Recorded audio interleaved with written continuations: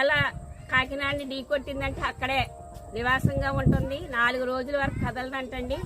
పల్ల ప్రాంతాల్లో ఉన్న ప్రాంతాలన్నీ మనం వెనక్కి స్కూల్స్ ఇచ్చారు, ఆఫీసులు ఇచ్చారు, అక్కడికి తీసుకెళ్తాము అని ప్రజల్ని వచ్చి ఎంఆర్ఓ గారు అన్ని డిపార్ట్మెంట్ వాళ్ళు వచ్చి అడుగుతున్నారు. కానీ మీరు ఎవరు కదలని అంటున్నారు, మీరు ఇక్కడే ఉంటానంటున్నారు. కానీ మీరు అందరూ బాగోవాలనే కోరుకుంటుంది ప్రభుత్వం.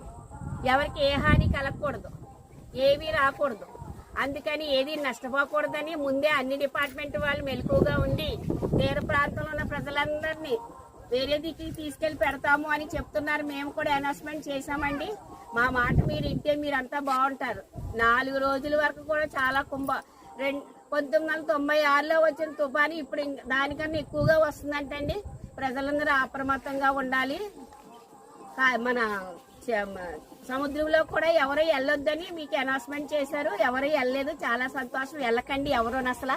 చాలా ప్రాణ నష్టం అవుతుంది. అందుకని ప్రాణ నష్టం కానీ ధన నష్టం కానీ ఏమీ కలగకుండా ఉండాలని ప్రభుత్వం అన్ని సదుపాయాలు ముందే చేసిందండి. ముందుగానే తెలియజేసింది.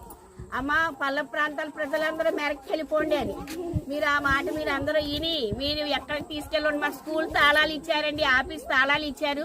మీకు ఇష్టమైన ప్రదేశంలో మీరు ఉండొచ్చు. రాత్రికి మీరు అందరూ అక్కడికి వెళ్ళిపోవచ్చండి. మేము ఉండడానికి చక్కగా అన్ని ఇచ్చారు. మీరు మా మాట అంటే మీరు అంతా బాగుంటారు.